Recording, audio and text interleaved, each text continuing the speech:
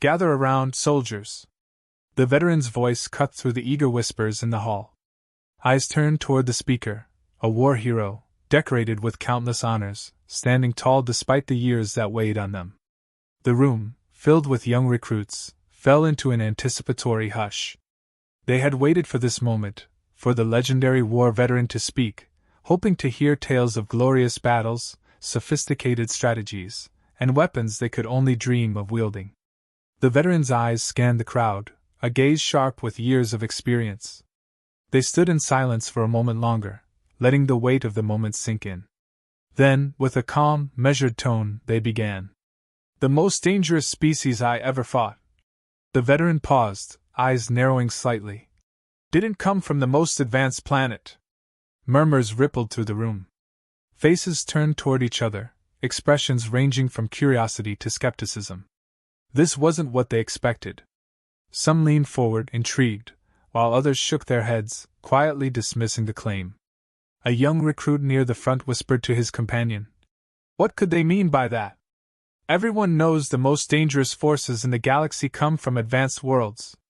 The veteran caught the murmurs but didn't address them. Instead, they let the room simmer in doubt before continuing, their voice growing firmer. They didn't wield the most advanced weapons, nor did they possess fleets capable of destroying entire star systems. But they were something else entirely. A pause again, deliberate, drawing the audience in. The skepticism grew louder now. One voice from the back piped up. Who could they possibly be talking about? A primitive species? The veteran's lips curled into a slight smile, but their eyes remained serious. Humans. From Earth. A Deathworld. A collective silence fell over the room. The recruits shifted uneasily, uncertain whether to laugh or listen. Some clearly thought this was a joke. Others, however, couldn't shake the strange feeling creeping up their spine. Deathworld? Someone muttered. Yes, the veteran affirmed, the weight of the word hanging in the air. Earth. A planet so hostile that most species wouldn't survive a week on its surface. And yet humans evolved there. They thrived there. The veteran began to walk slowly, letting their words fill the room. You think your training has prepared you for the horrors of battle? You believe your advanced technology will shield you from anything that comes your way? They stopped, turning to face the crowd, eyes locking with one of the more skeptical recruits. You've seen nothing like what I saw on that planet. The room was silent again, but the mood had shifted. Curiosity was winning over doubt. The mention of Earth, a planet some in the room had barely heard of, had piqued the interest of even the most hardened skeptics. Still, a sense of disbelief lingered. The veteran, sensing this, leaned in ever so slightly. You laugh now. You think I exaggerate. But I was there. I faced them. I saw what they could do. And I'll tell you this, no weapon, no tactic, no fleet could prepare you for the kind of enemy that calls a death world home. One of the older soldiers, a seasoned fighter, couldn't hold back. With all due respect, sir, humans? They don't have the tech. They're practically a backward species. The veteran nodded slowly. True. They're not advanced. Not in the way you think. But that's exactly what makes them dangerous. They don't rely on technology. They rely on themselves, their instincts, their minds, their adaptability. Eyes widened across the room, but the disbelief hadn't entirely dissipated. You're still not convinced, the veteran said, almost as if reading their minds. That's fine. You wouldn't be the first. But listen to me, and listen carefully. There's more to war than technology. More to survival than advanced machinery. There's something far more dangerous than a weapon you can hold in your hands. And humans? They've mastered it. The young soldiers, once confident in their own superiority, were now hanging on every word. The veteran had planted a seed of doubt, and it was growing quickly.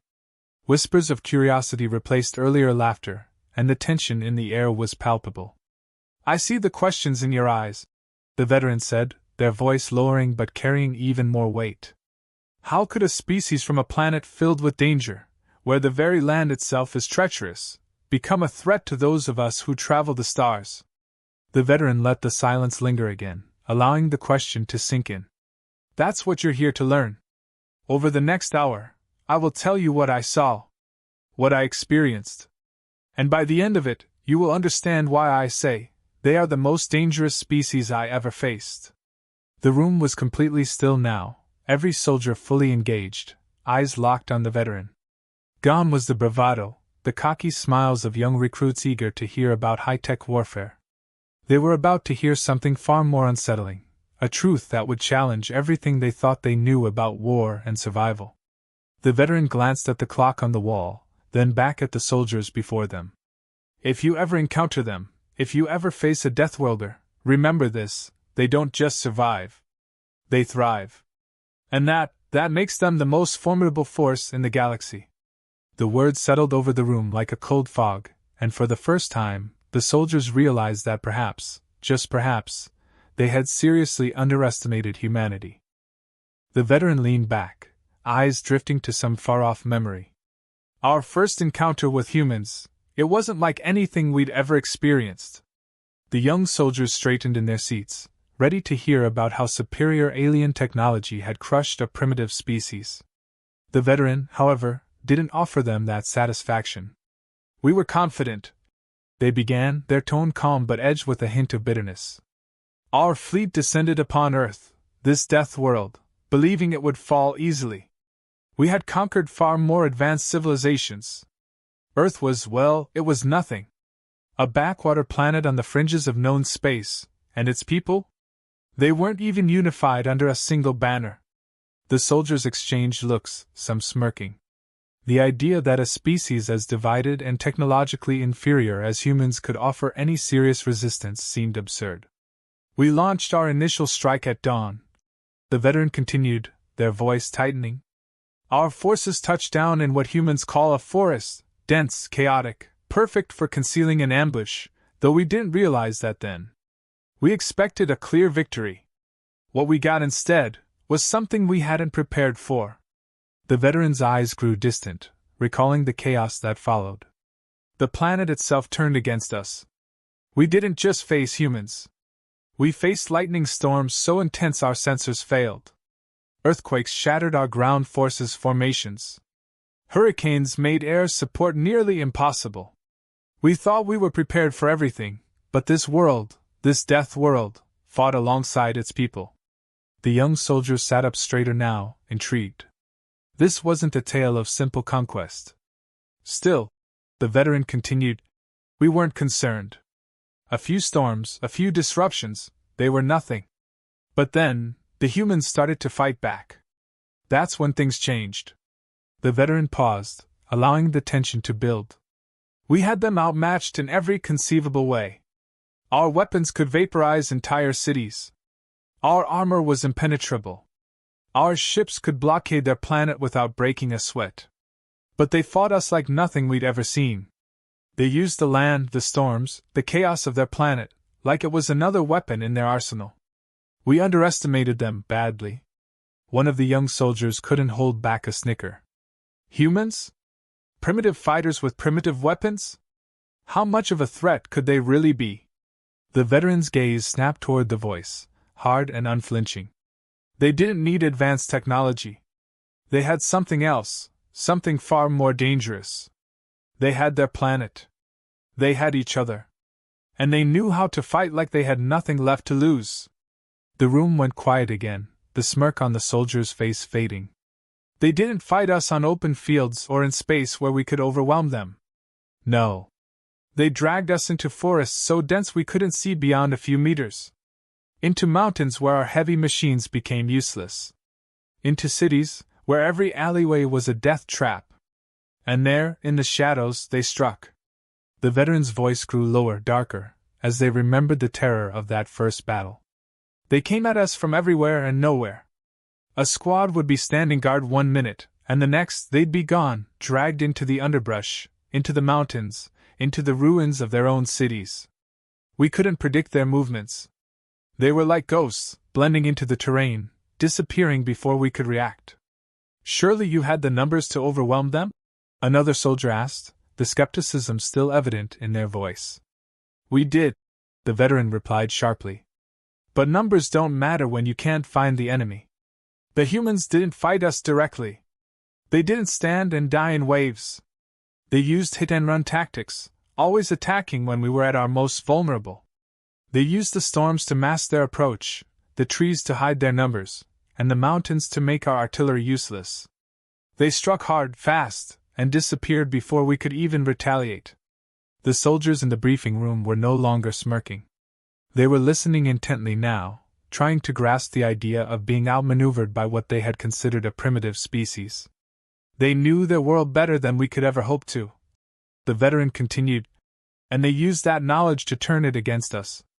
They fought with everything they had, every storm, every predator, every scrap of land. They didn't fight like an advanced race. They fought like survivors. And that made them more dangerous than any enemy we'd ever faced. The soldiers remained silent, processing the idea that these, primitive, humans had held their own against a galactic invasion force.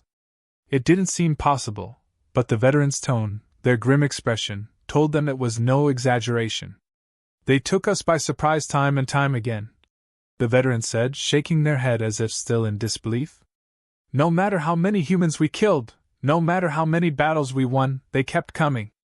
Every time we thought we'd broken their spirit, they would rise again, using new tactics, new terrain, new ways to turn the tide against us. They were relentless. A few soldiers shifted uncomfortably in their seats. The idea of an enemy that didn't give up, that kept adapting, no matter the odds, it was unsettling. They had been trained to believe in superior technology, in the overwhelming might of the galactic forces. But this was something else entirely. One soldier, still doubtful, raised their hand. But with all your tech, with your fleets, your weapons, you must have had some way to overpower them. The veteran fixed them with a cold stare. Overpower them? We tried. But overpowering a Deathworlder is like trying to overpower the planet itself. They didn't fight us to win. They fought us to survive. And that made them unstoppable. The room fell into a tense silence once more, the young soldiers no longer laughing or scoffing. The veteran had painted a picture of an enemy unlike anything they'd ever imagined. Primitive, yes. But terrifying in their unpredictability and refusal to surrender. And this was just the beginning. The veteran's voice softened as they leaned forward, eyes scanning the room. You think you've seen everything in war? You've faced harsh environments, grueling conditions? Let me tell you about survival, true survival. The room remained silent, every soldier hanging on their words. The veteran continued, their voice calm but layered with a weight of experience. There was a squad of humans, stranded in a volcanic region, completely cut off. We thought they were finished. No water, no food, temperatures so high that our own troops couldn't last more than a few hours. We didn't bother to pursue them, figuring the environment would do the job for us. A pause. The soldiers waited, already sensing that the story wouldn't end the way they expected. Days passed. No signs of life, no transmissions. We assumed they were dead.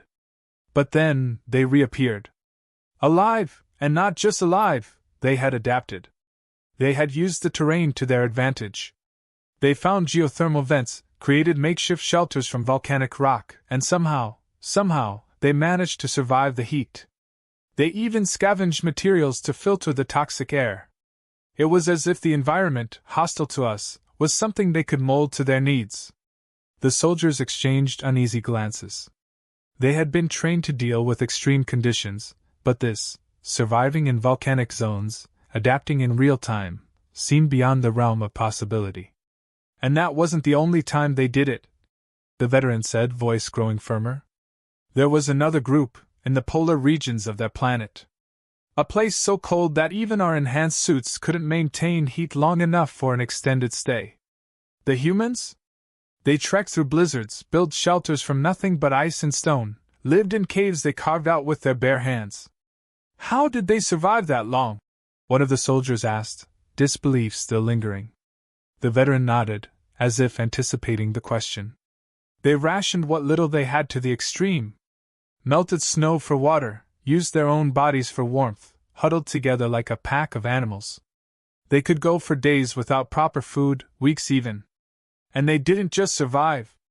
They thrived. They scouted our positions, launched attacks on supply lines, made their presence known in the most inhospitable places on the planet. The soldiers were no longer scoffing. The skepticism that had marked the earlier part of the briefing was being replaced by something else: respect, and maybe a touch of fear. I remember one particularly harsh desert campaign, the veteran continued, their eyes narrowing as if recalling the relentless heat. Temperatures would soar during the day, plummet at night. No water for miles, no shade except for the occasional scrap of rock. We had to pull back our forces more than once, the conditions were so severe. And yet the humans, they never stopped. The veteran's voice dropped, almost reverent. They traversed the deserts at night, conserving water and energy. They used the stars to navigate, something we couldn't even track because their movement was so erratic. During the day, they dug deep into the sands, hiding from the heat, resting and waiting for nightfall. They made themselves invisible, while we suffered under the relentless sun. The silence in the room grew heavy. The soldiers, who had started the briefing filled with doubt, were now transfixed by these stories of human resilience, their minds grappling with the sheer willpower it would take to survive in such conditions. And then, the veteran continued, there were the animals. The room collectively blinked, confused. Yes, the veteran confirmed, seeing their puzzlement. Humans didn't just fight alongside each other. They fought alongside their world's creatures. In one engagement, we realized too late that they had allies. Packs of wolves somehow trained to scout out our positions.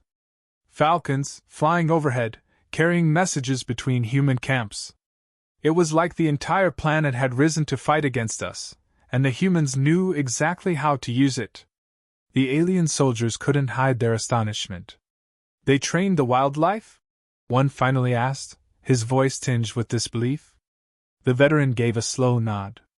They didn't just train them. They formed a bond. Humans have an extraordinary ability to connect with other species, to manipulate their natural instincts. The wolves weren't just tools, they were partners. And those birds? They weren't just carrying messages. They were delivering them in ways we couldn't intercept, flying so low and fast through the trees, we had no chance of stopping them. One soldier shook his head. How is that possible? We can't even train our own species to work that efficiently, let alone animals. The veteran leaned in slightly, a faint smile playing at the corner of their lips. That's the thing about humans. They don't just adapt. They thrive in ways you can't imagine. It's like their world bred them to overcome everything, be it harsh environments, lack of resources, or even superior technology. They find ways to survive where others would perish. The room was still. The soldiers, once dismissive, now sat in stunned silence, processing the sheer scope of what they had just heard. Every time we thought we had them cornered, the veteran said, their voice low and steady, they found a way out. Every time we thought the environment would finish the job for us, they adapted. It wasn't just about their weapons or their numbers. It was about their will to survive. They lived when they shouldn't have. They fought when it seemed impossible. And they won battles they had no business winning. The weight of the words hung heavy in the air. The young soldiers, who had once laughed at the notion of a technologically inferior species being a threat, now sat in quiet contemplation. The veteran had shown them something far more dangerous than any advanced weaponry or strategy. They had shown them the unbreakable will of a species that refused to die. And that, more than anything else, was what made humans the most formidable enemy the veteran had ever faced. The veteran's eyes darkened as they leaned back, voice lowering, drawing the soldiers in even closer. You've fought enemies before. You've seen the battlefield, the chaos, the fear. But none of you have ever fought anything like humans. A murmur passed through the room, but no one dared interrupt. The veteran continued, their tone grim. It wasn't just their tactics, their resilience. It was the fear, the pure, cold fear that came with facing them. The soldiers shifted uncomfortably, sensing something deeper. After the first few battles, something changed in our ranks. Soldiers, elite, trained in the most advanced forms of combat, began to hesitate. I watched it happen.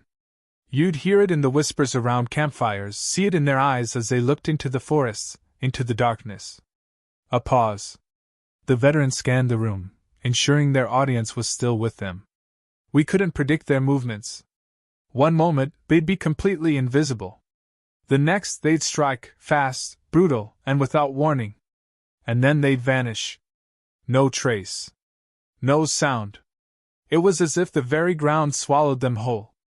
The young soldiers, once skeptical, were now visibly unsettled. The veteran's voice carried the weight of countless battles, and the stories they were telling were beginning to sink in. Our troops, highly trained, highly disciplined, started seeing humans everywhere. Every shadow became an enemy. Every rustle in the trees, every animal's call, every change in the wind felt like the precursor to another attack. The room was dead silent. The humans, they played on that fear, the veteran said, eyes narrowing. They knew we couldn't handle their unpredictability. They turned the planet itself into a weapon. They'd use the howls of wolves or the screeches of birds to unsettle us. They'd wait until we were at our most vulnerable, during the night, when our technology was useless in tracking them, and they'd strike. A flash of gunfire, the sound of explosions, and then, nothing. The soldiers shifted in their seats, imagining the terror of being in such a situation, facing an enemy that could attack from anywhere, at any time, without warning. They played mind games. The veteran continued, voice growing tense. I remember one night raid in particular. We were stationed on the edge of a forest, deep in enemy territory. Our sensors picked up nothing. Everything was quiet. Then chaos. They hit us hard, blasts, gunfire, confusion. And then, just like that, they were gone. The soldiers hung on every word. For hours, we waited for another attack, but it never came. The humans knew they didn't need to launch a second strike. The damage was done. Our soldiers couldn't sleep, couldn't think straight. Every sound after that was a potential threat. We were on edge, expecting them to hit us again, but they never did. We broke ourselves down, waiting for a fight that had already ended. The veteran's face grew hard, jaw set. That's how they worked. They didn't need to overpower us. They let our own fear destroy us from the inside. The alien soldiers shifted uncomfortably. What the veteran described was more than just a battle. It was a slow, creeping psychological unraveling, something none of them had ever experienced. And it wasn't just at night, the veteran added, leaning forward again. No, humans, they could adapt to anything. No terrain was too harsh, no situation too desperate. They could be outnumbered, outgunned, cut off from reinforcements, and still, they'd find a way to win. They'd change tactics in the middle of a fight, turn what seemed like a disadvantage into a strength. It was terrifying. The young soldiers were silent, their earlier skepticism replaced with growing respect. They had trained to face enemies with advanced technology, powerful ships, and devastating weapons. But this was something else. They didn't just fight with their weapons, the veteran said, voice now quiet, almost reverent. They fought with their minds. Every step we took, every move we made, they were there, anticipating, countering, adapting. You'd think you had them pinned down, think you'd finally caught them, and then they'd vanish. Like they were never there. The veteran's eyes swept over the room, meeting the gaze of each soldier. They used the planet, the environment, the darkness, their own bodies. Whatever it took to survive and win. And the scariest part? They seemed to thrive on it. It was like they were built for it. Every challenge we threw at them, they found a way to overcome. The room felt heavy with the weight of the veteran's words. The soldiers sat, processing everything they had just heard. The fear, the unpredictability, the sheer adaptability of humans. It was unlike any enemy they had ever imagined. You begin to respect them after a while, the veteran admitted, the earlier bitterness in their voice giving way to something else, admiration. You realize that it's not just about strength or numbers. It's about survival. And the humans, they survive. No matter what you throw at them. They survive. The young soldiers listened, transfixed. There was no more laughter, no more doubt. The veteran's stories had transformed their perception of humanity, from a primitive, underestimated species to a terrifyingly capable adversary. And that, the veteran said, their voice low and resolute, is what makes them dangerous. Not their weapons, not their technology. It's their will. Their will to keep going, no matter the odds. To keep fighting, no matter the cost. And that is something you should never, ever underestimate. The silence that followed was palpable. The soldiers, once eager to dismiss the veteran's tales, now sat in awe, fully understanding the gravity of what they had just heard. Humans, the so-called Deathworlders, were not just enemies, they were a force of nature. And the veteran had made it clear, underestimating them was a mistake no one could afford to make. The veteran's voice remained steady, though a weight seemed to settle over their words. There's one thing you need to understand, they began, eyes sharp and unyielding. Technological inferiority? It doesn't mean weakness. Not when you're talking about humans. The young soldiers sat in silence, absorbing the weight of the statement. Some had come into this briefing full of arrogance, but those feelings were rapidly being eroded. The veteran could see it in their faces, the slow dawning of understanding. We had ships, weapons, tech beyond anything Earth had ever seen, the veteran continued, their tone hardening. We thought we'd crush them easily, march through their cities like it was just another conquest. But humans, they don't fight with their tools. They fight with something far more dangerous, their minds. The silence in the room deepened. That's what none of us realized at first, the veteran said, leaning forward, their voice dropping to a near whisper. Humans have survived on that death world for millennia, facing things you and I can't even imagine. And in that time, they've mastered not just their environment, but themselves. They've honed instincts, patience, and a capacity for survival that's unmatched. We thought we were facing a primitive species. What we were really facing was the ultimate survivor. The soldiers shifted, the gravity of those words sinking in. The veteran could see the unease in their eyes, and they pressed on, knowing this was the moment to drive the lesson home. Let me tell you one last story, the veteran said, their voice taking on a note of finality. It was towards the end of the campaign, when we were desperate, throwing everything we had at them. We thought we'd cornered a group of humans, cut off their supplies, surrounded them on all sides. We were sure it was the end. A slight pause, as the veteran remembered the moment, the tension palpable. But humans don't break. They don't run. Instead, they did something none of us saw coming. They used the planet itself, set traps, triggered avalanches, used the unpredictable weather to cover their movements. They turned the entire battlefield into their ally, and by the time we realized what was happening, it was too late. They'd outsmarted us. A few of the younger soldiers exchanged glances, their expressions shifting from disbelief to something much closer to awe. We lost hundreds that day, the veteran said, the weight of the loss evident in their voice. Not because we didn't have the right weapons. Not because we weren't prepared. But because they used everything, the terrain, the weather, their own sheer will, to defeat us. It wasn't just a battle. It was a lesson. The room seemed to close in with the intensity of the words. Every soldier sat rigid, no one daring to break the silence. They don't need to be stronger, the veteran went on, voice low and steady. They just need to be smarter. And they are. Their greatest weapon isn't their guns or their ships. It's their ability to adapt, to learn, to outthink, and to outlast. That's why we lost. That's why, no matter how many times we thought we had them beaten, they came back stronger. There was no bravado in the veteran's voice, no exaggeration. Just the cold, hard truth. And it was sinking in, slowly but surely, among the soldiers. And here's the final lesson, the veteran said, standing straighter, eyes locking onto each of the soldiers in turn. Underestimating humans is the gravest mistake any species can make. They've spent their entire existence surviving on a world designed to kill them. And in doing so, they've learned to conquer everything, including themselves. The room felt impossibly still. Remember this, the veteran continued. It's not the size of their ships or the power of their weapons you should fear. It's the simple fact that no matter what you throw at them, they will find a way. A way to survive, a way to win, and a way to make sure you never forget them.